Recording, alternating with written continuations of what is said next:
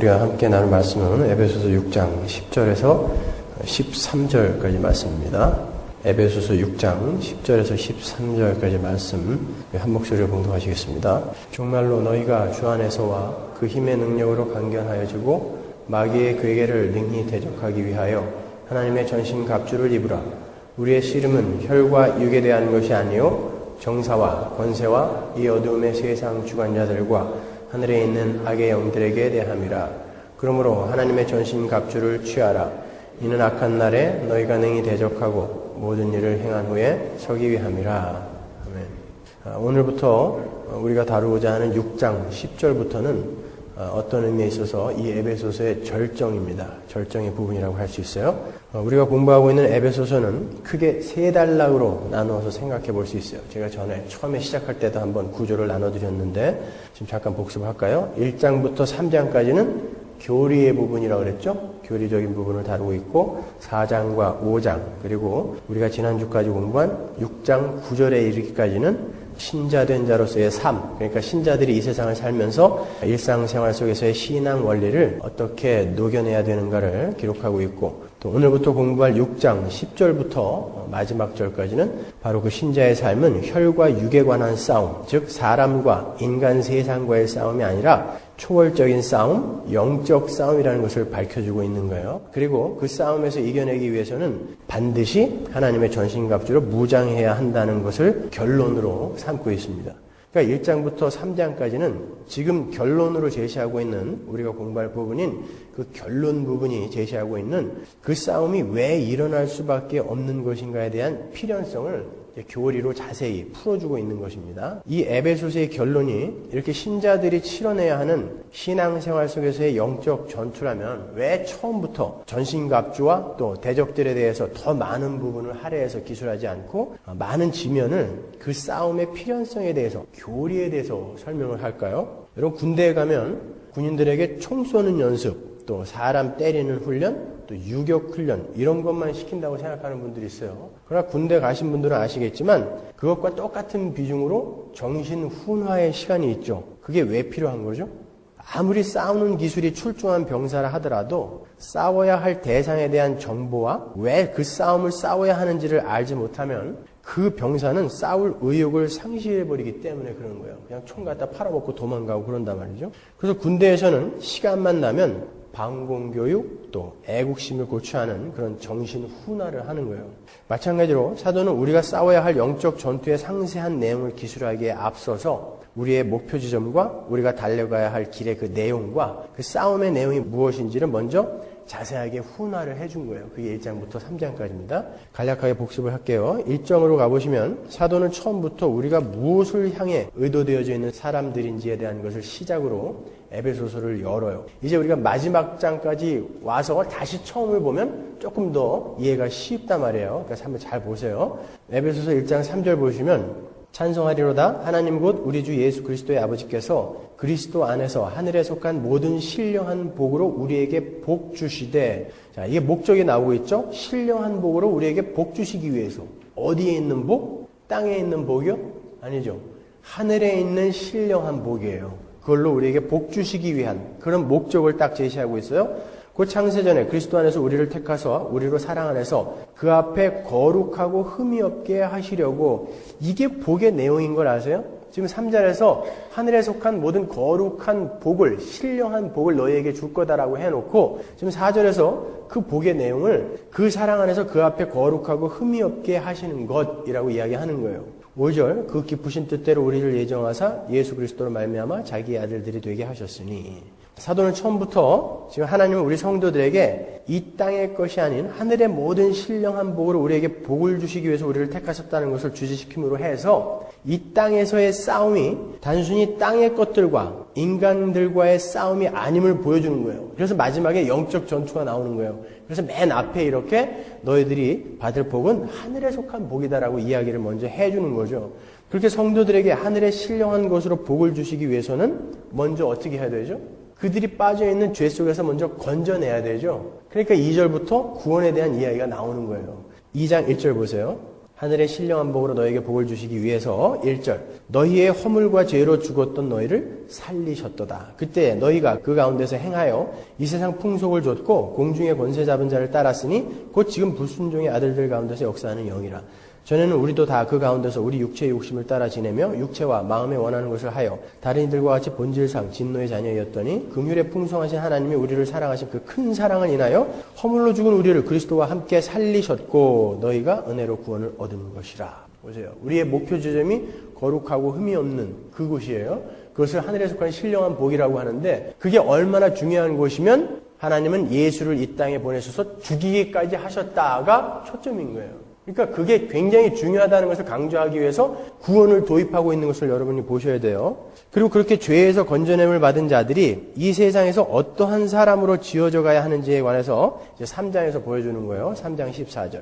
이러함으로 내가 하늘과 땅에 있는 각 족속에게 이름을 주신 아버지 앞에 무릎을 꿇고 비누니 그 영광의 풍성을 따라 그의 성령으로 말미암아 너희 속사람을 능력으로 강건하게 하옵시며 믿음으로 말미암아 그리스도께서 너희 마음에 계시게 하옵시고 너희가 사랑 가운데서 뿌리가 박히고 터가 굳어져서 능히 모든 성도와 함께 지식에 넘치는 그리스도의 사랑을 알아 그 넓이와 길이와 높이와 깊이가 어떠함을 깨달아 하나님의 모든 충만하신 것으로 너희에게 충만하게 하시기를 구하노라. 우리는 신앙의 여정을 통해서 거룩하고 흠이 없는 자로 1장 3절의 목표 지점을 향해서 열심히 걸어가야 한다는 것을 여기서 이렇게 부연하고 있는 거예요. 그래서 사도가 그 삶이 우리 안에 이루어지기를 기도하고 있는 그런 부분이죠. 이 기도는 이미 1장에서도 사도가 한번 했던 기도예요. 이 부분에 대해서 굉장히 오래 제가 설교를 했었는데 기억이 나실 거예요. 한번 볼까요? 1장 17절 우리 주 예수 그리스도의 하나님 영광의 아버지께서 지혜와 계시의 정신을 너희에게 주사 하나님을 알게 하시고 너희 마음 눈을 밝히사 그의 부르심의 소망이 무엇이며 성도 안에서 그 기업의 영광의 풍성이 무엇이며 그의 힘의 강력으로 역사하심을 따라 믿는 우리에게 베푸신 능력의 지극히 크심이 어떤 것을 너희로 알게 하시기를 구하노라.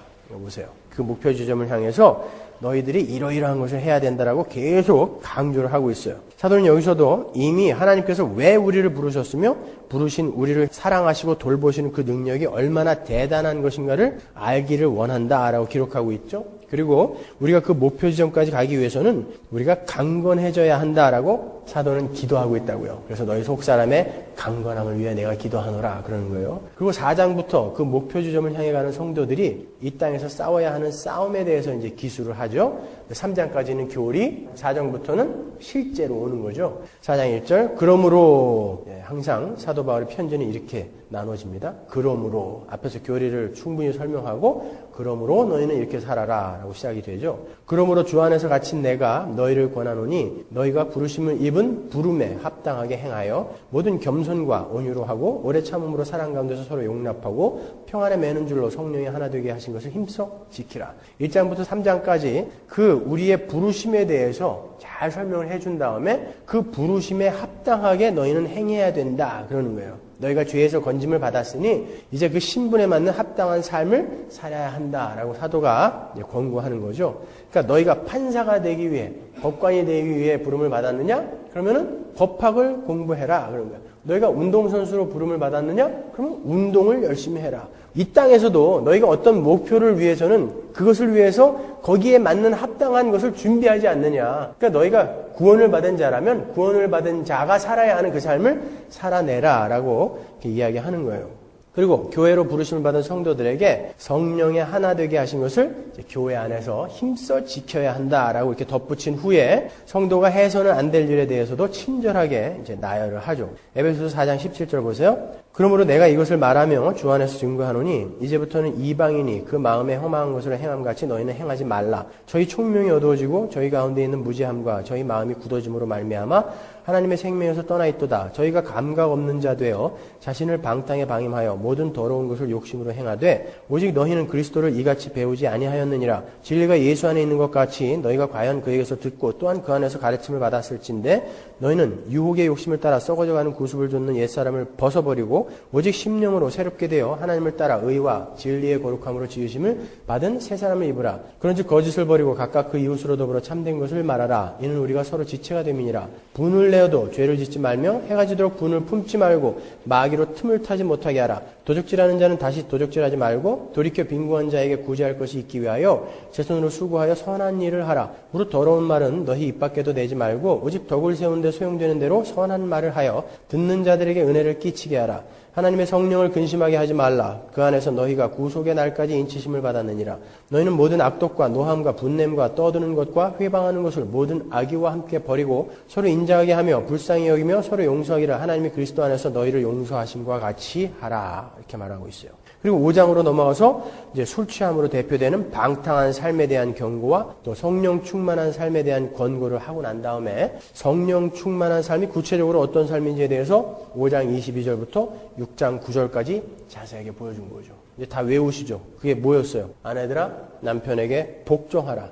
남편들아 아내를 사랑하라. 자녀들아 부모에게 순종하라. 부모들아 자녀들을 노엽게 하지 말고 교양과 훈계로 잘 양육하라. 종들아 상전들에게 순종하기를 주께 하듯 하라. 상전들아 종들을 형제처럼 대하라. 이렇게 성도들이 그들의 삶 속에서 살아내야 하는 성령 충만한 삶에 대해서 설명을 한 후에 그 삶을 살아내기 위해서는 하나님의 전신갑주가 필요하다라고 6장 10절부터 결론을 맺는 거예요.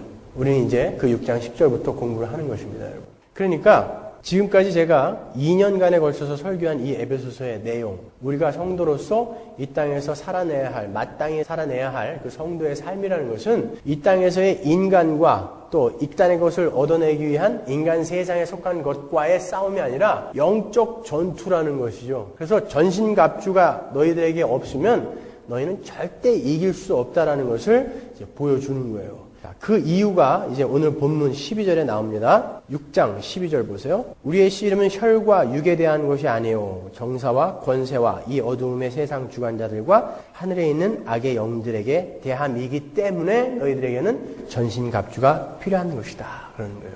그러나 우리는 이 전신갑주에 대해서 별로 신경 쓰지 않죠. 그러니까 마냥 지는 거예요. 마냥. 그 싸움은 단순히 우리 속에 있는 죄를 씻어내고 선한 일을 하는 정도의 싸움이 아니라 우리 외부에 있는 어떤 영적인 초월적인 대적과의 싸움이기 때문에 너희들은 전신갑주가 필요하다는 거예요.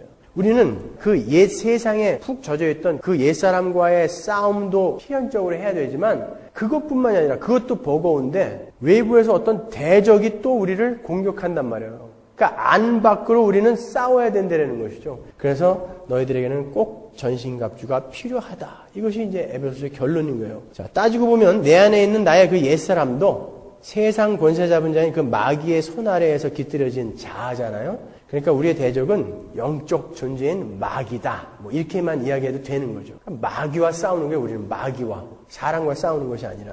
그럼 그렇게 우리를 대적하고 있는 마귀는 어떻게 생겨난 것인지 그 악의 기원부터 한번 살펴보죠. 고대 철학은 이 악의 기원을 이원론적인 관점에서 봤어요. 제가 이 헬라 철학의 이원론에 대해서는 여러 번 설명해 드렸으니까 자세히 설명을 안 하겠습니다. 즉 그 세상에는 선한 신과 악한 신이 있는데 이 물질 세계는 악한 신이 창조했다고 믿었단 말이죠. 그리고 어떤 사람들은 선한 신이 이 세상을 창조했지만 악한 신이 그것을 방해했다라고 믿었어요. 근데 오늘날까지도 이러한 이원론적인 신과는 여전히 위세를 떨치고 있어요. 어딜 보면 알 수 있죠?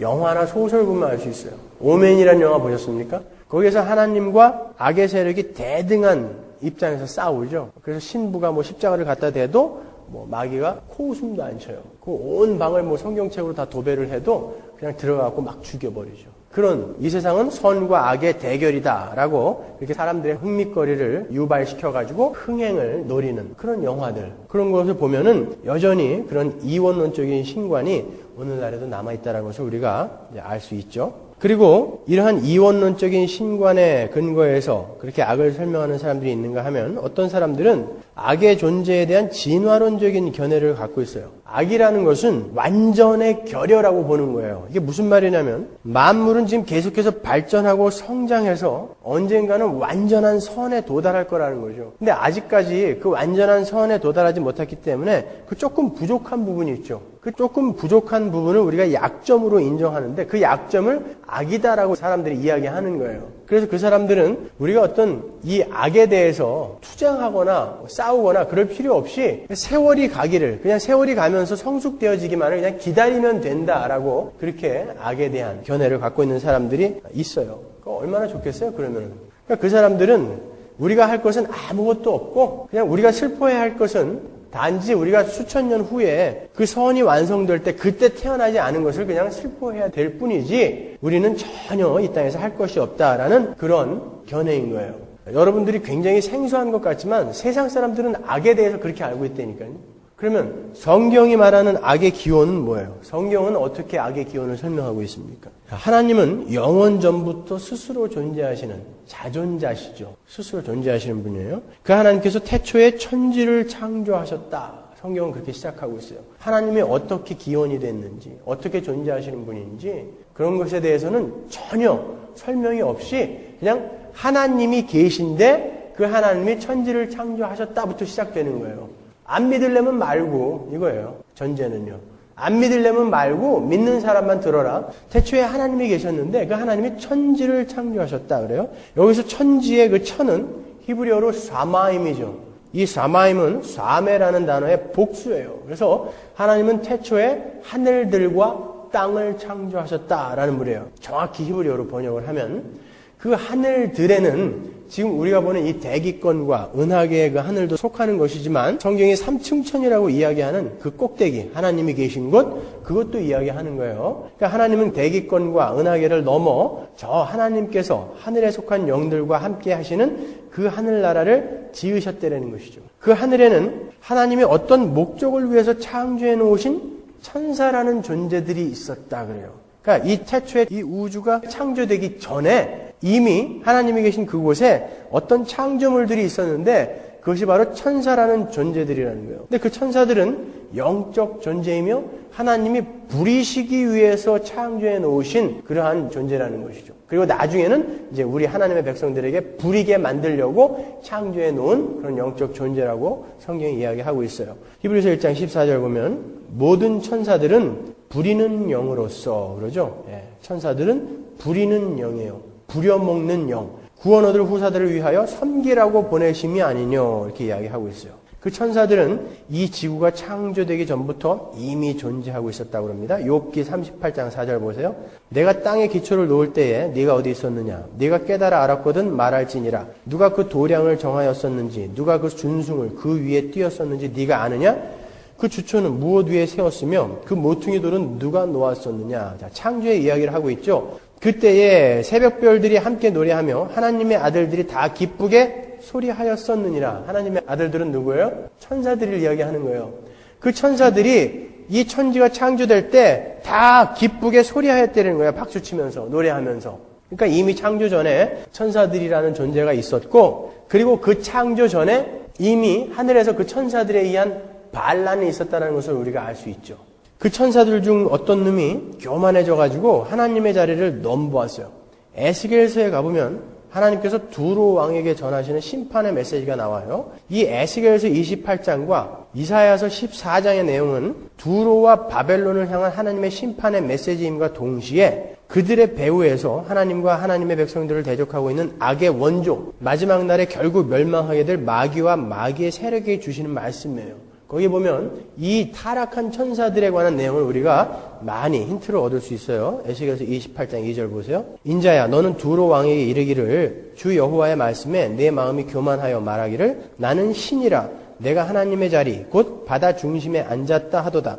네 마음이 하나님의 마음 같은 채 할지라도 너는 사람이요 신이 아니오늘 네가 다니엘보다 지혜로워서 은밀한 것을 깨닫지 못할 것이 없다 하고 네 지혜와 총명으로 재물을 얻었으며 금, 은을 곳간에 저축하였으며 내 큰 지혜와 장사함으로 재물을 더하고 그 재물로 인하여 네 마음이 교만하였도다. 그러므로 나 주 여호와가 말하노라 네 마음이 하나님의 마음 같은 채 하였으니 그러죠. Because you think you are wise as a God 그래요. 12절 보세요. 인자야 두로 왕을 위하여 애가를 지어 그에게 이르기를 주 여호와의 말씀에 너는 완전한 인이었고 지혜가 충족하며 온전히 아름다웠도다. 이게 사단에 대해서 이야기하는 거예요. 네가 옛적에 하나님의 동산 에덴에 있어서 각종 보석 곧 홍보석과 황보석과 금강석과 황옥과 홍만호와 창옥과 청보석과 남보석과 홍옥과 황금으로 단장하였으며 네가 지음을 받던 날에 너를 위하여 소고와 비파가 예비되었었도다. 너는 기름 부음을 받은 덮는 그룹이며 내가 너를 세움에 내가 하나님의 성산에 있어서 화강석 사이에 왕래하였었도다. 여기 그룹이라는 말이 나오죠. 천사라는 이야기예요. 내가 지음을 받던 날로부터 내 모든 길에 완전하더니 완전한 자였다라는 거예요. 그 사단은요. 마침내 불의가 드러났도다. 네 무역이 풍성함으로 네 가운데 강포가 가득하여 네가 범죄하였도다. 너 덮는 그룹아 천사야 그런 뜻이에요. 그러므로 내가 너를 더럽게 여겨 하나님의 산에서 쫓아내었고 화강석 사이에서 멸하였도다. 네가 아름다움으로 마음이 교만하였으며 내가 영화로움으로 내 지혜를 더럽혔으며 내가 너를 땅에 던져 열왕 앞에 두어 그들의 구경거리가 되게 하였도다. 그러죠? 이사야서 14장 12절. 이건 뭐 여러분들이 너무나 잘 아시는 구절이죠. 너 아침의 아들 계명성이여 어찌 그리 하늘에서 떨어졌으며 너 열국을 엎은 자여 어찌 그리 땅에 찍혔는고 내가 내 마음에 이르기를 내가 하늘에 올라 하나님의 뭇별 위에 나의 보좌를 높이리라 내가 북극 지폐의 산 위에 좌정하리라 가장 높은 구름에 올라 지극히 높은 자와 비기리라 하도다. 그러나 이제 내가 음부 곧 구덩이의 맨 밑에 빠치우리로다. 이렇게 천사장 중에 하나였던 아름답고 완전한 존재 그 사단은 그 마음이 교만하여져서 하나님께 반역을 했고 하나님은 그런 마귀를 완전히 없애버리지 않으시고 그가 누리던 모든 하늘의 복을 빼앗으신 후에 땅으로 내쫓아버리신 거예요. 그런데 그 마귀는 혼자 쫓겨난 것이 아니라 그의 미혹에 빠져서 그에게 동조했던 수많은 다른 천사들과 함께 쫓겨났어요. 잘 정리해두고 계셔야 돼요. 베드로후서 2장 4절 하나님이 범죄한 천사들을 그러죠.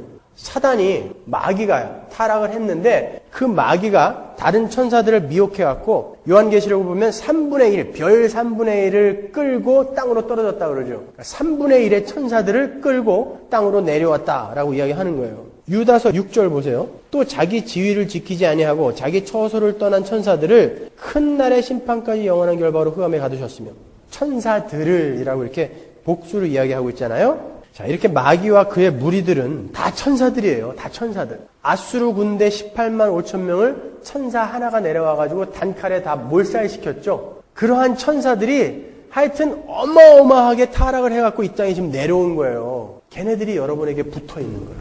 그런데도 여러분이 이렇게 그냥 대충 신앙생활을 할 수 있다고 생각하시는 거예요. 하늘에 있던 자들이었다고요. 그들이 이렇게 완전하게 하나님 앞에서 정말 온갖 금은보석으로 아름답고 완전하게 행하던 그들이 이 땅에 지금 타락하여 내려와서 그 힘을 그대로 갖고 우리를 공격하고 있는 거예요. 그걸 성경이 말하는 악이다라고 이야기하는 거예요, 여러분.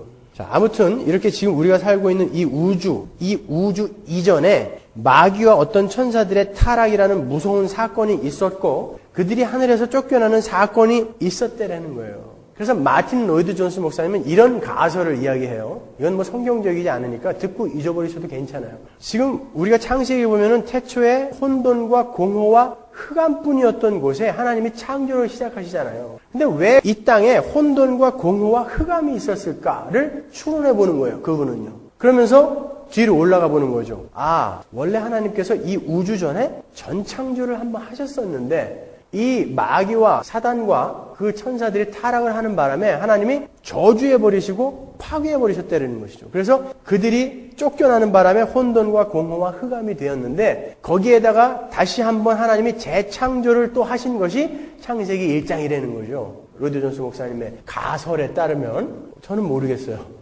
어디 가서 제가 그랬다고는 이야기하지 마시고 하여튼 그 로이드 존스 목사님이 이제 그렇게 이야기를 했어요. 우주가 창조되기 전에 먼저 타락이 있었다라는 것을 강조하기 위해서 이제 그런 것을 가설을 한번 이야기를 해 놓으시더라고요. 자, 그렇게 이제 타락이 있었어요. 그런데 하나님께서 우리가 살고 있는 이 세상을 이제 창조하신 것을 그들도 본 거죠. 근데 하나님이 자기들을 쫓아내신 하나님이 그 창조를 해놓고 굉장히 좋아하시는 거예요. 보시기에 좋았더라. 계속 그러는 거예요. 그러니까 이제 열받았겠죠. 그러니까 그 악의 세력들, 곧 마귀와 타락한 천사들과 그 정서와 권세들이 그들의 악한 욕망과 건전치 못한 야망과 하나님께 대한 증오로서 하나님께서 창조하신 세계를 파괴하기로 결심한 거죠. 그래서 그렇게 아름답게 창조된 에덴에 먼저 쫓겨났던 그 마귀가 등장한 거죠. 그러니까 악의 세력은 에덴 동산에서 시작된 게 아니라고요. 그 전에 이미 있었던 것이고 그것들이 이제 인간들을 파괴하기 위해서 이 창조물 중에 하나님이 가장 아끼시고 사랑하는 인간들을 먼저 파괴하기 위해서 들어온 거예요. 에덴 동산으로. 근데 이 인간들이 거기에 다 넘어간 거죠. 먼저 여자가 유혹을 당했고 그 여자를 통해서 남자가 유혹을 당한 거예요.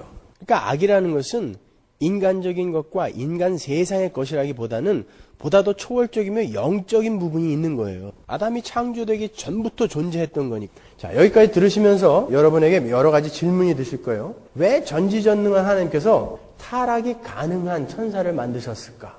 그리고 왜 천사들이 타락을 했을 때 그냥 다 없애버리지 않고 놔두셨을까? 분명히 그들이 하나님이 사랑하는 인간들을 미혹해서 타락시킬 것을 하나님은 아셨단 말이에요. 왜냐면 전지하신 분이니까. 그렇죠? 근데 왜 놔두셨을까? 그리고 왜 그 마귀가 하나님께서 그렇게 끔찍이 생각하시는 인간을 유혹하게 그냥 또 놔두셨을까? 하나님이 몰랐을까요? 어디 잠깐 화장실 갔다 오셨나요? 다 알고 계시는 분 아니에요? 하나님은 무소부재하신 분이니까, 어디에도 계신 분이니까. 근데 놔두셨단 말이에요. 자, 거기에 대해서 제 나름대로의 견해를 저는 갖고 있어요. 그렇지만 그건 추론일 뿐이에요. 저의 추론을 여러분들에게 설명을 해드릴 수는 없고 제가 이런 답으로 대신할게요. 그건 아무도 모른다. Nobody knows. 몰라요.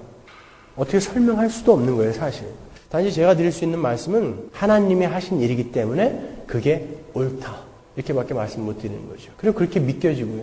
어떤 뜻이 분명히 있을 거예요. 옳은 뜻, 선한 뜻이 있기 때문에 그냥 놔두신 거예요. 그렇게 마귀를 포함한 악의 세력은 하나님이 지으신 이 창조 세계를 한순간에 접수해버렸어요. 하나님께 생육하고 번성하여 땅에 충만하라, 땅을 다스리라 라는 그런 하나님의 대리자로서의 권세를 위임받은 인간을 정복해버림으로 해서 사단은 그 인간이 다스려야 할 세상까지 그냥 접수해버린 거예요. 그래서 그가 세상 신이 된 거예요. 세상의 왕이 된 거죠. 그 후로 이 세상은 사단의 세력에 의해서 놀아나게 되었고 하나님은 그 어두움의 세력 아래서 신음하고 있는 일단의 무리들을 택하시고 하나님의 아들을 보내심으로 해서 그들을 그 어두움 속에서 빛으로 건져내는 작업을 하셨어요. 그걸 우리가 구원이라고 하는 거죠. 그 구원의 궁극적인 목적은 뭐라고요? 사랑 안에서 거룩하고 흠이 없는 자로 만들어서 하나님과 함께 영원히 하나님의 복을 누리게 해주기 위해서라고. 사도행전 26장 16절 보세요. 일어나 내 발로 서라. 내가 내게 나타난 것은 곧 내가 나를 본 일과 장차 내가 내게 나타날 일에 너로 사환과 증인을 삼으려 함이니 이스라엘과 이방인들에게서 내가 너를 구원하여 저희에게 보내어 그 눈을 뜨게 하여 어두움에서 빛으로 사단의 권세에서 하나님께로 돌아가게 하고. 보세요. 여기서 구원의 이야기를 사단의 권세 아래에 있는 자들 중에 어떤 자들을 하나님께로 돌아가게 하는 것이라고 설명하고 있어요. 그러니까 구원받기 전에 모든 인간은 전부 사단의 권세 아래에 놓여있더라는 거예요. 골로새서 1장 13절 그가 우리를 흑암의 권세에서 건져내사 그의 사랑의 아들의 나라로 옮기셨으니. 사랑의 아들의 나라로 옮겨지기 전에 전 인류는 다 어디 있는 거예요? 그러니까 흑암의 권세, 어두움의 나라, 사단의 세력 아래에서 그 사단이 시키는 대로 사단의 종으로 열심히 일하고 있는 거예요. 모든 인간들. 그러니까 여러분 말고 모든 인간은 전부 지금 마귀의 손에서 놀아나고 있는 것입니다, 여러분. 이렇게 구원받기 전에 모든 인간은 날 때부터 사단의 권세, 곧 죄의 지배 아래 놓이게 되는 거예요. 그래서 로마서 6장 14절에 보면 사도 바울이 성도들에게 이제는 죄가 너희를 주관치 못하리니 라고 이야기하는 거예요. 그 전에는 어땠다는 거예요? 죄가 너희를 주관했다는 거죠. 니들을 마음대로 끌고 다녔다는 거예요. 그거는요. 그 말은. 주관했다라는 말은. 자, 그렇게 구원받기 전에 모든 인간들은 죄의 지배를 받는 거예요. 그 마귀는 무장을 하고 자기의 소유물들을 지킨다. 성경은요. 타락한 인간들을 말하는 거죠. 그 소유물은. 그때 더 강한 분이 그 강한 자를 결박하고 그 세간을 늑탈해버리는 것을 구원이다라고 이야기한다고 성경이 이야기하고 있어요. 누가복음 11장 21절. 강한 자가 무장을 하고 자기 집을 지킬 때에는 그 소유가 안전하대. 여기서 강한 자가 사단이에요. 강한 자. 예수님도 그를 강한 자라고 이야기하고 있어요. 더더군다나 그는 무장을 하고 있대요. Strong man, fully armed 그러죠. 그리고 그가 집을 지키고 있는데 그러니까 그때는 그 소유가 안전하단 말이에요. 어디로 빠져나갈 수가 없다는 거예요. 그런데 더 강한 자가 와서 예수님이죠. 저를 이길 때에는 저의 믿던 무장을 빼앗고 disarmed 시켰다고 그랬죠. 저의 재물을 나누니라. 저의 재물이 누구예요? 그의 소유물. 타락한 세상 속에서 그냥 영원히 마귀와 함께 멸망해버릴 그 모든 인간들 속에서 어떠한 하나님이 택하신 어떠한 무리들을 이야기하는 거예요. 그들을 거기서 늑탈해내는 거죠. 사단의 소유물을 뺏어내는 거예요. 그러니까 구원받기 전에 모든 인간들은 전부 사단의 소유였더라는. 요한일서 5장 19절 또 아는 것은 우리는 하나님께 속하고 온 세상은 악한 자 안에 처한 것이며. 표준서변으로 제가 적어놨어요. 보세요. 밑에. 우리가 하나님에게서 났다는 것을 우리는 압니다. 그런데 온 세상은 악마의 세력 아래 놓여 있습니다. 온 세상은, 모든 인간들은, 이런 뜻이죠. 이렇게 하나님께 택함을 받지 못한 모든 인류는 이 세상 신의 대리자요 심부름꾼들로 전락해버리고 만 거죠. 인간들은 전부 그 마귀와 마귀의 세력에 의해서 조종당하고 있고 그들의 종으로 살아가고 있는 거예요. 그래서 게알드 스포스는 그 타락한 인간들을 가리켜서 장기판의 장기짝 이렇게 이야기했어요. 그러니까 우리는 장기판의 장기짝이고 장기알이고 사단이 놓는 대로 가서 그냥 이 일을 한다는 거예요. 죄인들은 전부 다. 거기서 건져냄을 받은 사람들이 성도다 그러는 거예요. 그렇게 우리가 싸워야 하는 대적들은 이 땅의 인간들, 즉 혈과 육이 아닌 영적인 존재, 마귀와 그의 세력들인 거예요. 그러니까 우리가 세상에 나타나는 현상들만을 보고 그 현상들을 고쳐서 지상 낙원을 만들어 보겠다는 것은 이 마귀의 존재에 대해서 너무 모르는 거죠. 그리고 이 마귀의 존재를 너무 얕보는 무지한 발상인 거예요. 예를 들어서 교회가 낙태 반대 운동을 한다든가 핵 반대 운동을 한다든가 반전 운동을 하는 거, 이런 것은 근본적인 병의 뿌리를 뽑아버리지 않고 나타나는 증상들에 대해서 약을 쓰는 것과 흡사하다는 거예요. 그건 어리석은 거죠. 만약에 우리가 폐렴이 걸렸어요. 폐렴이 걸리면 기침이 나고 열이 나잖아요. 그때 이 폐렴을 고치지 않고 해열제를 먹이고 기침약만을 먹이면 이 사람은 얼마 있다가 그냥 죽죠. 이 폐렴이 악화가 되어서. 그러니까 교회는 그러한 것들을 데모해갖고 고치고 촛불 들고 나와서 고치는 것이 아니라 영적 전투이기 때문에 보다 영적인 무엇을 해야 된다는 거예요. 그러한 행동에 앞서 먼저 해야 될 게 뭐예요? 기도 먼저 해야 되고 또 우리의 삶으로 그 마귀의 세력을 묶는 그런 삶을 먼저 살아내야 되는 거예요. 나가서 데모한다고 해가지고 그 사람들을 공격해서 그 제도나 그러한 어떤 사회의 악습을 없애버린다고 해서 그게 없어지지 않는다는 것이죠. 정신병원에 가면은 어떤 부류의 사람들을 이 사람들이 다 낫는가 아니면은 아직도 병이 위중한가를 이렇게 판별할 때에 욕조에다가 수돗물을 틀어놓고 이 물을 다 없애버리라고 주문을 한대요, 의사가. 그러면은 이제 퇴원을 해도 될 사람은 먼저 수돗물을 잠그고 그 다음에 물을 다 이렇게 퍼버리는데 아직도 증상이 심각한 사람은 수돗물이 계속 틀어져 있는데 이거는 관심도 없이 이것만 계속 푼다는 거죠. 그랑 똑같은 거라는 거예요. 우리가 이 사회의 현상만을 보고 그것만을 고치려고 노력한다는 것은 바로 그런 바보 같은 짓이 되는 것이죠. 그러니까 교회는 그거 하는 것이 아니다라고 제가 누차에 걸쳐서 이제 이야기하는 거예요. 그 마귀는 아직까지 엄청난 파워를 지니고 있어요. 오죽하면 사도 바울은 그를 가리켜서 세상 신이다라고까지 부르잖아요. 고린도후서 4장 4절. 그 중에 이 세상 신이 믿지 아니하는 자들의 마음을 혼미케 하여 그리스도의 영광의 복음의 광채가 비치지 못하게 하미니 그리스도는 하나님의 형상이라. 자, 전에 공부했던 우리 에베소서 2장 2절에서는 그 마귀를 공중 권세 잡은 자라고 부르죠. 이 공중에 권세를 잡고 있다라고 부르고 있단 말이에요. 그리고 우리가 아까 봤던 마태복음 12장 29절에서는 예수님께서 그 마귀를 강한 자라고 부르시죠. 강한 자. 베드로 사도는 그의 첫 번째 서신서에서 그 마귀가 우는 사자 같다라고 기록하고 있어요. 당시 고대 사회에서 가장 사납고 무서운 짐승이 사자였어요. 그러니까 그 가장 무서운 것을 인형에다 갖다 쓴 거예요. 사도 바울은 그 존재에 대해서 알았다고요. 내가 알지 못함이 아니라 그랬다고요. 내가 그 악한 존재에 대해서 알지 못함이 아니라 나는 확실히 안다. 어떤 존재냐? 우는 사자 같은. 그냥 사자도 아니고 우는 사자. 그렇게 무시무시한 힘을 소유하고 있는 존재라는 거예요. 그 마귀와 마귀 세력들은. 오늘 본문으로 돌아가서 조금 더 그 마귀의 정체에 대해서 자세히 공부하도록 하겠습니다. 오늘 본문에 보면 사도는 그 마귀를 정사와 권세, 이 어두움의 세상 주관자들, 그리고 하늘에 있는 악의 영들이라고 불러요.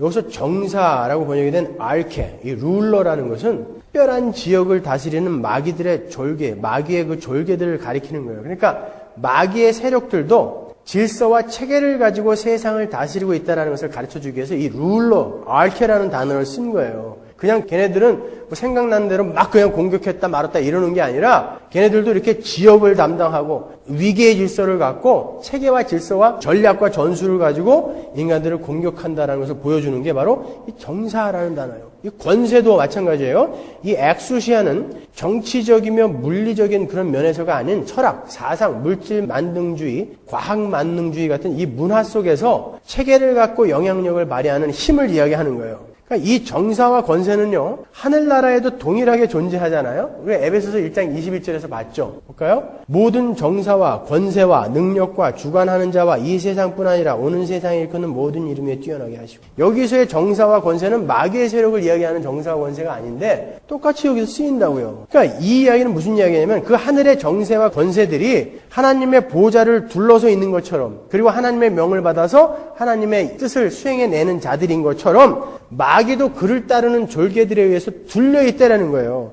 그러니까 마귀는 홀로 고립적인 존재가 아니라 그들도, 그 마귀도 이렇게 그의 세력을 질서로 다스리며 하나님을 대적하고 있다라는 말이에요. 그게 정사와 권세인 거예요. 그리고 사도는 마귀를 이 어두움의 세상 주관자라고 부르잖아요. 여기서 세상, 아이언이라는 이 단어는 특별한 의미가 함축되어 있는 말인 거예요. 이 말은 하나님의 지배 밖에 있는 세계 또는 하나님께 복종하지 않는 세계, 그런 의미가 있는 단어예요. 그러니까 성도 이외의 모든 세상 사람들을 포함한 전체 세상을 의미하는 거죠. 마귀는 그곳 전체를 다스리고 있다라는 말이 이 어두움의 세상 주관자라는 말이에요. 그래서 마귀를 그렇게 부르는 거죠. 그 어두움에 속해 있는 사람들이 어떤 짓을 합니까? 에베소 4장 17절. 그러므로 내가 이것을 말하며 주 안에서 증거하노니 이제부터 이방인이 그 마음에 허망한 것을 행함같이 너희는 행하지 말라. 저희 총명이 어두워지고, 자, 그 어두워지고 총명이 어두워져서 어둠 속에서 행하는 자들이 무슨 일을 하나 보세요. 저희 가운데 있는 무지함과 저희 마음이 굳어짐으로 말미암아 하나님의 생명에서 떠나 있도다. 저희가 감각 없는 자 되어 자신을 방탕에 방임하여 모든 더러운 것을 욕심으로 행하되. 어두운 세상에 속해서 총명이 어두워진 사람들은 감각이 없어지고 모든 더러운 것들을 욕심으로 행하게 된다는 거예요. 성경은 이러한 살인, 도둑질, 마약, 사기 같은 인간의 모든 더러운 것들을 주관하는 자가 있다라고 이야기를 하는 거예요. 우리가 사람의 범죄함을 볼 때에 죄는 미워하되 죄인은 미워하지 말라라는 말을 서슴없이 할 수 있는 것이 바로 이런 원리 때문에 그러는 거죠. 왜? 어두움 속에서 어두운 일을 하는 자들은 그를 주관하는 자에 의해서 지금 조종당하고 있는 거라는 것이죠. 어떤 면에 있어서는 오히려 불쌍히 여겨라. 근데 그게 잘 안 되죠. 저도 잘 안 돼요. 네 번째로 사도는 마귀의 세력을 하늘에 있는 악한 영들이라고 불러요. 좀 더 정확한 번역은, 헬라어 번역은 하늘에 있는 악의 영적 군대, 이런 뜻이 있어요. 여기서 하늘이라는 것은 이 땅의 것이 아닌 것을 나타내기 위해서 동원된 단어예요. 땅과 대조하기 위해서 동원된 단어. 그러니까 지금 하늘에 아직도 악한 영이 있다는 게 아니라 이 땅의 것들과 대조해서 그 악한 영들은, 세상을 미혹하는 악한 영들은 이 땅의 것들과는 비교할 수 없는 어떤 초월적인 존재다라는 것을 보여주기 위해서 하늘에 있는 악한 군대, 악한 영적 군대라고 이렇게 표현을 한 거죠. 그 마귀의 권세와 대담성은요, 실로 엄청난 건 거예요.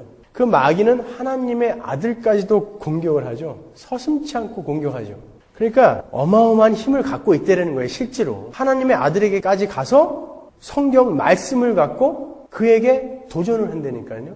그 정도로 마귀는 무시무시한 존재예요. 그리고 구약의 위대한 성도들과 족장들, 그 삶을 한번 보세요, 여러분. 얼마나 많이 사단의 그 마귀의 괴계에 패했습니까?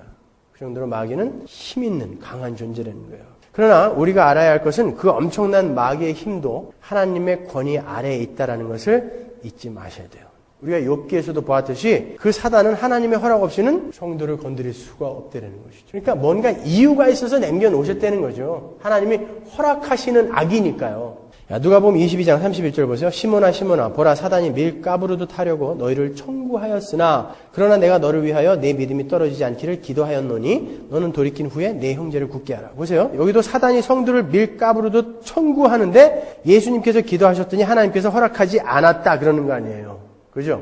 그러니까 그 엄청난 사단의 권세도 하나님의 권세 아래 종속되어 있다는 것을 우리가 알 수 있는 거예요. 근데 왜 단칼에 없애버리지 않고 가만 놔두신다고요? 모른다니까요. 우리가 아는 거 한 가지는 그 사단의 세력이 우리 성도의 양육에 꼭 필요하다는 거, 그거 한 가지만 알 뿐이에요. 우리가 공부한 계시록 12장 13절로 가볼까요?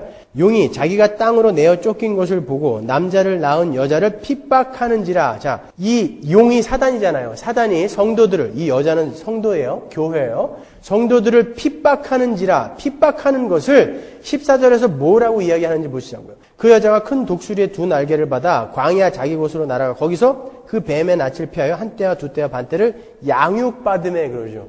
13절에서는 용이, 사단이 여자를, 교회를, 성도들을 핍박한다라고 이야기해놓고 14절에서는 그게 바로 성도의 양육이다라고 이야기한단 말이에요. 그러니까 이 사단의 마귀의 세력은 성도의 양육을 위해서 남겨두셨다라는 거, 이거 한 가지는 분명한 것 같아요. 그러면 그 마귀의 세력은 과연 어디까지 이 인간 세상에 영향을 미칠 수 있는 것일까요? 욥기에 보면 사단이 우리 인간 세상에 어떤 영역까지 손을 댈 수 있는지가 잘 나와 있어요. 욥기 1장 16절. 그가 아직 말할 때에 또 한 사람이 와서 고하되 하나님의 불이 하늘에서 내려와서 양과 종을 살라버렸나이다. 하나님의 불이 뭐예요? 번개예요. 다만 홀로 피한 걸 주인께 구하러 왔나이다. 17절. 그가 아직 말할 때에 또 한 사람이 와서 고하되 갈대아 사람이 세 떼를 지어 갑자기 약대에게 달려들어 그것을 빼앗으며 칼로 종을 죽였나이다. 다만 홀로 피한 거로 주인께 구하러 왔나이다. 지금 이거 사단이 하고 있는 일이죠. 하나님이 허락해서. 근데 사단이 뭐까지 할 수 있어요? 번개까지 뿌릴 수가 있어요. 자연 현상까지도 사단이 영향을 줄 수 있다는 거예요. 더더군다나 갈대아 사람이 세 떼를 지어서 갑자기 도둑놈이 됐어요. 그러니까 이 사단은 뭐까지 할 수 있다는 거예요? 사람들을 격동시켜서 도둑놈, 강도로도 만들 수 있다는 거예요. 살인자로도 만들 수 있다는 거죠. 사단은 그렇게까지 할 수 있다는 거예요.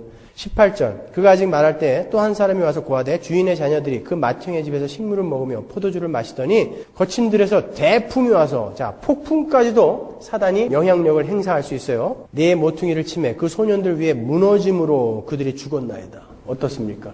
사람들의 목숨까지도 빼앗을 수 있어요. 사람들은 사단이 우리의 목숨은 절대 못 건드린다고 생각해요. 그렇지 않아요? 보세요. 욥의 자녀들을 사단이 죽였다니까요. 하나님의 허락 아래에서. 그러나 사단은 뭘 건드릴 수 없다는 거예요? 우리의 영원한 생명을 못 건드린다는 것이지 사단이 여러분 죽일 수도 있어요. 자, 이렇게 사단은 자연 현상에서 짐승에게 이르기까지 거의 세상 모든 영역에 영향을 미칠 수 있어요. 제가 왜 짐승까지도 거기다 넣었는지 아세요? 거라사 지방에 귀신 들렸던 돼지떼들 있잖아요. 그 돼지떼들이 왜 미쳤어요? 군대 귀신이 거기 들어가서 그런 거 아닙니까? 그러니까 짐승들이 미치는 것까지도 영향을 줄 수 있다는 거예요. 사단은요. 마귀의 세력은. 그러니까 이 세상 전 영역에 영향을 끼칠 수 있는 게 이 마귀의 세력이 되라는 거예요. 그리고 사단은 인간들이 복음을 받아들이지 못하도록 방해도 해요. 고린도후서 4장 3절 보세요. 만일 우리 복음이 가리웠으면 망하는 자들에게 가리운 것이라. 그 중에 이 세상 신이 믿지 아니하는 자들의 마음을 혼미케 하여. 누가? 믿지 아니하는 자들의 마음을 누가 혼미케 했다고요? 세상 신이. 마귀가 망하는 자들의 눈을 가리워서 복음을 못 알아듣게 했다라는 거예요. 그러니까 여러분들이 복음을 전하는데 사람들이 뭐 복음을 못 알아듣는다고 해갖고 그 사람들 미워하지 마세요. 마귀가 지금 못 알아듣게 하고 있다라는 거예요. 세상 신이. 그리고 사단은 성도들에게 의심의 마음을 넣어서 공격하기도 하여. 마태복음 16장 15절 보세요. 가라사대 너희는 나를 누구라 하느냐? 시몬 베드로가 대답하여 가로되 주는 그리스도시요 살아계신 하나님의 아들이시니이다. 예수께서 대답하여 가라사대 바요나 시몬아 내가 복이 있도다. 이를 내게 알게 하니는 혈육이 아니요 하늘에 계신 내 아버지시니라. 자, 이렇게 사도 베드로가 예수님에게 인정을 받아요. 그리고 사도 베드로의 고백을 그거는 하나님이 너에게 주신 고백이야 라고 예수님이 확실하게 인정하신다고요. 21절. 이때로부터 예수 그리스도께서 자기가 예루살렘에 올라가 장로들과 대제사장들과 서기관들에게 많은 고난을 받고 죽임을 당하고 제3일에 살아나야 할 것을 제자들에게 비로소 가르치시니 베드로가 예수를 붙들고 가나에 가로되 주여 그리 마옵소서 이 일이 결코 주에게 미치지 아니하리이다. 예수께서 돌이키시며 베드로에게 이르시되 사단아 내 뒤로 물러가라. 너는 나를 넘어지게 하는 자로다. 내가 하나님의 일을 생각지 아니하고 도리어 사람의 일을 생각하는도다 하시고. 베드로는 분명히 엄청난 신앙 고백을 했어요. 근데 사단이 베드로의 마음에다가 의심을 넣었어요. 베드로는 예수 그리스도의 순환과 죽으심에 대해서 듣다가 갑자기 주여 그리 마옵소서. 이 일이 결코 주님께 일어나서는 안 됩니다. 라고 그분의 구속 사역에 대해서 의심을 한 거예요. 예수님이 말씀하시는데 아니야 그건 아닐 거야. 그런 방법은 아닐 거야. 라고 의심을 했단 말이죠. 그때 예수님께서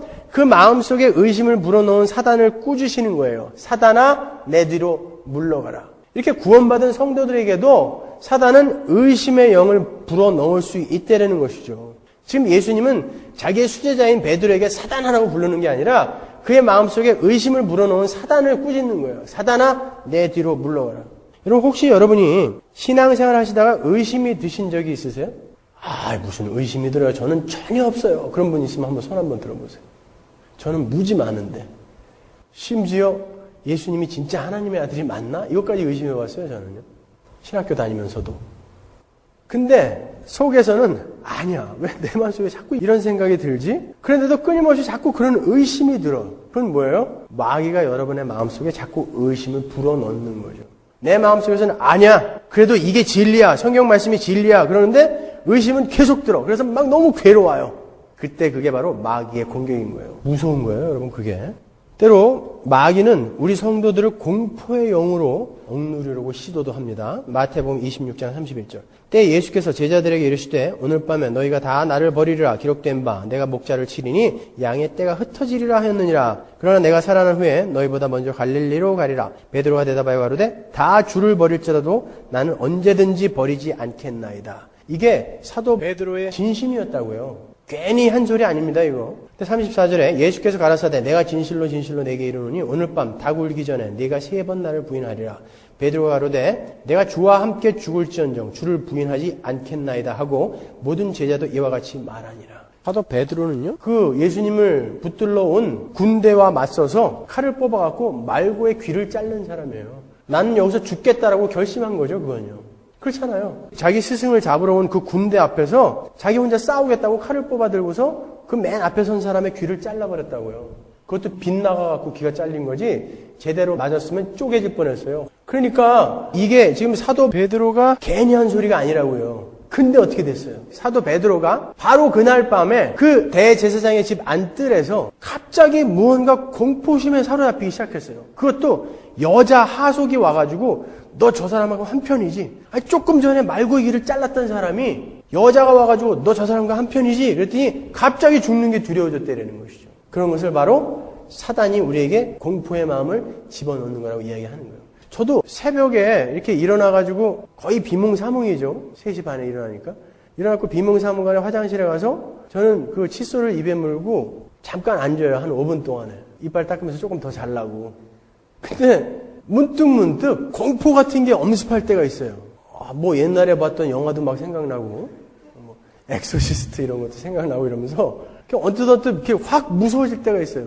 사단은요, 예전에 이 과학이 이렇게 발달하기 전에 불과 제가 어렸을 때만 해도 그러한 공포심을 갖고 사람들을 굉장히 많이 미혹했어요. 우리 시골에는요, 귀신을 본 사람들이 반 이상이 넘었어요. 실제로요. 논 내고 반 내고 집에 돌아오는데 그냥 하얀 소복 입고 머리 풀어헤친 여자가 계속 쫓아온다고 우리 고모 할머니가 와갖고 저희 할머니한테 큰일 났어. 귀신이 지금 날 쫓아오고 있어. 그러는데 똑같은 귀신을 본 사람이 너무나 많아요. 이딴 걸로 이제 사람들에게 공포의 마음을 넣어가지고 사람들을 미혹하고 또 심지어 그 공포의 마음 때문에 예수를 부인하게 하고 하는 그런 방법까지도 이제 쓴단 말이죠. 그리고 이런 공포도 있죠. 제가 이제 여러분 성도들은 세상에 나와서 손해보는 겁니다. 지는 겁니다. 사랑하는 겁니다. 용서하는 겁니다. 그럴 때 여러분들이 척 마음에 드는 생각이 어때요? 그래 나가서 한번 그렇게 살아보자 이런 마음이 먼저 듭니까? 아니면 그렇게 살면은 나가서 쫄딱 망해요 이런 생각이 먼저 드십니까? 야 어떻게 세금 꼬박꼬박 내고 어떻게 장사를 하냐 그런 생각이 먼저 드세요? 아니면 그래 나가서 오늘부터 한번 해보는 거야 이런 생각이 먼저 드십니까? 세상이 두렵죠. 그렇게 살면 꼭 망해갖고 입에 풀칠도 못할 것 같잖아요. 그런 공포, 사단은 우리에게 그런 공포의 마음을 심어준다는 거죠. 또 마귀는 충동적인 거짓 교훈의 전문가예요. 디모데전서 4장 1절 보세요. 그러나 성령이 밝히 말씀하시기를 후일에 어떤 사람들이 믿음에서 떠나 미혹해 하는 영과 귀신의 가르침을 조치리라 하셨으니 지금 거짓 교리를 가르치는 거짓 스승에 대한 경계를 사도 바울이 하는데 그들을 뭐라고 이야기하냐면 미혹해 하는 영, 귀신의 가르침이라고 이야기한단 말이죠. 그러니까 거짓된 가르침, 예수 믿으면 뭐 만사 형통입니다. 모든 병이 다 낫습니다. 이거는 마귀가 가르치는 가르침이라는 거예요. 가짜 교리, 이거는 마귀의 작품이라는 거죠. 요한일서 4장 1절 사랑하는 자들아 영을 다 믿지 말고 오직 영들이 하나님께 속하였나 시험하라. 많은 거짓 선지자가 세상에 나왔음이니라. 요한일서 2장 18절 아이들아 이것이 마지막 때라 적그리스도가 이르겠다 함을 너희가 들은 것과 같이 지금도 많은 적그리스도가 일어났으니 이러므로 우리가 마지막 때인 줄 아노라. 저희가 우리에게서 나갔으나 우리에게 속하지 아니하였나니. 보세요. 적그리스도가 어디서 나갔다고요? 거짓 교리를 가지고 사람들을 미혹하는 자가 어디서 나갔대요? 우리에게서 나갔다고요. 요 안에 있더라는 거예요. 요 안에. 그게 저일지도 몰라요. 여러분들 마음 놓고 있으면 안 돼요. 요 안에 있더라는 거예요. 가짜, 마귀, 거짓 선지자, 적그리스도는 요 안에 있다라는 거예요. 우리 안에 있었으나, 우리에게서 나갔으나 원래 우리에게 속하지 아니하였나니 만일 우리에게 속하였다면 우리와 함께 거하였으려니와 저희가 나간 것은 다 우리에게 속하지 아니함을 나타내려 함이니라. 이런 걸 갖고 혹자는 우리 교회가 진짜인데 우리 교회에서 나가는 놈들은 전부 마귀다 이렇게 이야기하는 사람들이 있는 걸 제가 봤어요. 22절 거짓말하는 자가 누구뇨? 예수께서 그리스도이심을 부인하는 자가 아니뇨? 아버지와 아들을 부인한 그가 적그리스도니. 적그리스도가 누구라고요? 예수께서 그리스도이심을 부인하는 자. 요새 자유주의 신학이나 신신학이 전부 이거죠. 예수 그리스도는 하나님의 아들이 아니다. 메시아가 아니다. 이 이야기죠. 그러니까 여러분이 좋아하는 슈바이처는 뭐예요? 슈바이처는. 예수님은 하나님의 아들이 아니다 그랬죠? 적그리스도인 거예요. 그 사람이 마귀인 거예요. 도덕책, 윤리책에 그냥 가장 많은 지면을 할애해가지고 그 사람을 추종하고 있는 게 오늘날 세상 아닙니까? 적그리스도인 거예요, 그건요. 그리고 또 마귀는 낙심의 영으로 사람들을 무력화시켜버려요. 마귀는 난 가짜인가 봐. 난 안 돼. 이러한 패배의식을 성도들의 마음에 심어 넣어서 그들의 영적 성숙을 가로막죠. 여러분들도 그런 생각 안 해보셨어요? 평소에는 내가 복음을 확실하게 알고 있고 그리고 저 천국에 대한 소망도 있는 것 같은데 자꾸 그런 낙심이 들어. 난 안 돼. 나는 가짜인가 봐. 그 실제로 또 실패하기도 하고 그 괴로워요. 그것 때문에. 지난주에도 우리 청년 중에 한 명이 목사님 전 너무 괴로워요. 나는 가짜인 것 같아서 너무 괴로워요. 이렇게 저한테 이야기했던 친구가 있어요. 그게 이난이라고 어떻게 얘기하겠어요 제가? 그 사람이 진짜인 거예요. 복음을 모르는 사람이면 내가 가짜인가 봐라는 생각이 왜 괴로워요? 안 괴로워요 그러면요. 근데 복음을 알고 하나님이 두렵고 저 영원한 세계가 기대되기 때문에 내가 가짜인가 봐라는 게 괴로운 거예요. 고통스러운 거예요. 난 못 견디겠어요 그러더라고요. 그래서 내가 넌 진짜야. 이렇게 면전에다 얘기는 안 해줬지만 제가 속으로 생각했어요. 네가 진짜인 거야. 난 가짜인가 봐가 괴로우면 진짜인 거예요. 너무 또 교만해지실까 봐 제가 더 이상 얘기는 안 하겠지만 그렇게 마귀는 우리에게 낙심을 하게 만드는 거예요. 자꾸 속이는 거예요. 우리를. 여러분 마귀가 우는 사자라고 그랬죠. 사도 바울은. 근데 또 한편에서는 뭐라고 그래요? 광명한 천사로 온대죠. 우는 사자인 그놈이 가면을 딱 쓰고 광명한 천사로 오는 거예요. 아주 검소한 목사의 모습으로 아주 훌륭한 베스트셀러 작가의 모습으로 엄청난 큰 교회 목사의 모습으로 이렇게 올 수도 있다라는 거예요. 광명한 천사의 모습으로. 아셨습니까? 자, 그리고 마귀는 성도를 교만에 빠뜨리기도 해요. 인류 최초의 타락인 아담과 하와의 타락도 마귀가 인간의 교만을 부추긴 거죠. 야, 너같이 훌륭한 사람이 왜 하나님의 지배를 받고 있어? 그러긴 네가 너무 훌륭해. 네가 하나님처럼 될 수 있는 길이 있다니까 한번 해봐. 이 교만을 부추기니까 인간이 그냥 홀랑 넘어간 거죠. 다윗도 사단의 미혹에 빠져서 하나님 앞에서 교만을 떨다가 혼난 적이 있습니다. 역대상 21장 1절 보세요. 사단이 일어나, 자, 사단이 했다라고 정확히 이야기하고 있죠. 이스라엘을 대적하고 다윗을 격동하여 이스라엘을 계수하게 하니라. 다윗이 전쟁에 이기고 왔더니 사단이 다윗을 격동시켜가지고 야, 네가 이루어놓은 것을 한번 계수해봐. 교만을 떨어봐. 이렇게 이제 꼬신 거예요. 그래서 계수를 해갖고 다윗은 박살났죠, 하나님한테.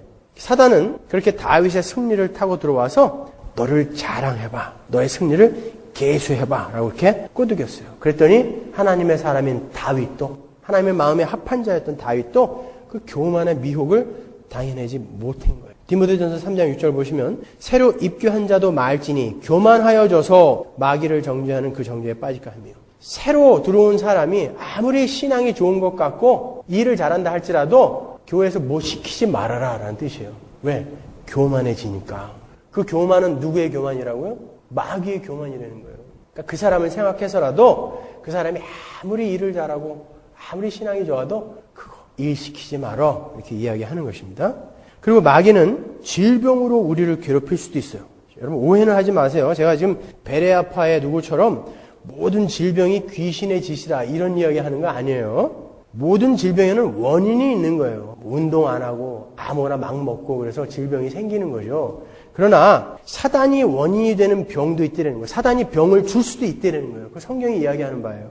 누가복음 13장 11절 보세요. 18년 동안을 귀신 들려 앓으며 꼬부라져 조금도 펴지 못하는 한 여자가 있더라. 예수께서 보시고 불러 이르시되 여자여 네가 네 병에서 놓였다 하시고 안수하심에 여자가 곧 펴고 하나님께 영광을 돌리는지라. 회당장이 예수께서 안식일에 병 고치시는 것을 분내어 무리에게 이르되 일할 날이 엿새가 있으니 그동안에 와서 고침을 받을 것이요 안식일에는 말 것이니라 하거늘 주께서 대답하여 가라사대 외식하는 자들아 너희가 각각 안식일에 자기의 소나 나귀나 마구에서 풀어내어 이끌고 가서 물을 먹이지 아니하느냐? 그러면 18년 동안 사단에게 매임받은 이 아브라함의 딸을 안식일에 이 매임에서 푸는 것이 합당치 아니하냐? 18년 동안 이 여인이 지금 아팠단 말이에요. 꼬부라져가지고 몸을 펴지도 못하는 병을 앓고 있었는데 예수님은 정확히 진단해낸 거죠. 사단이 지금 저 여자를 저렇게 만들었다는 것을 안 거예요. 그래서 쫓아버렸더니 이 여자가 병이 난 거예요. 사도 바울도 자기의 병을 가리켜서 뭐라 그래요? 사단의 가시라고 그러잖아요. 그러니까 사단이 여러분에게 질병을 줄 수도 있다는 거예요. 이렇게 마귀는 우리의 삶의 전 영역에 영향을 주며 우리를 어떻게 해서든지 하나님과 떨어뜨려 놓기 위해서 노심초사하고 있어요. 여러분 생각해 보세요. 우리가 이 땅에 존재하기 시작한 그때부터 마귀는 하나님께서 가장 사랑하시는 우리 인간을 어떻게 하면 넘어뜨릴까만 연구한 존재예요. 수천 년 동안 그것만 연구한 존재예요. 게다가 그는 하나님과 겨루겠다는 생각을 할 정도로 강한 힘을 여전히 소유하고 있어요. 머리도 좋아요. 그 자가 수천 년 동안 여러분을 어떻게 하면 쓰러뜨릴까만 연구하고 있다고요. 우리는 혈과 육이 아닌 그 존재와 싸우는 거야 라고 사도 바울이 이야기하고 있다란 말이에요. 그 세력들이 질서와 체계를 가지고 전략과 전술을 동원해서 우리를 공격해 오고 있는 거예요. 지금 이 시간에도 그러한 영적 전투의 현장에서 우리가 하나님의 전신갑주를 무시하고 단 한순간이라도 그리스도인의 삶을 살아낼 수가 있겠습니까? 그건 언어 도단이라는 거예요. 여러분의 삶 속에 대적이 있다는 것을 절대 잊지 마시고 정신을 똑바로 차리시고 그 대적의 공격에 무방비로 당하지 않도록 여러분 더 열심히 신앙생활에 매진하십시오. 이 마귀론에 대해서 우리가 몇 주간에 걸쳐서 더 보충을 할 거예요. 오늘은 여기까지만 하고 다음 주에 더 보충하도록 하겠습니다. 기도하겠습니다.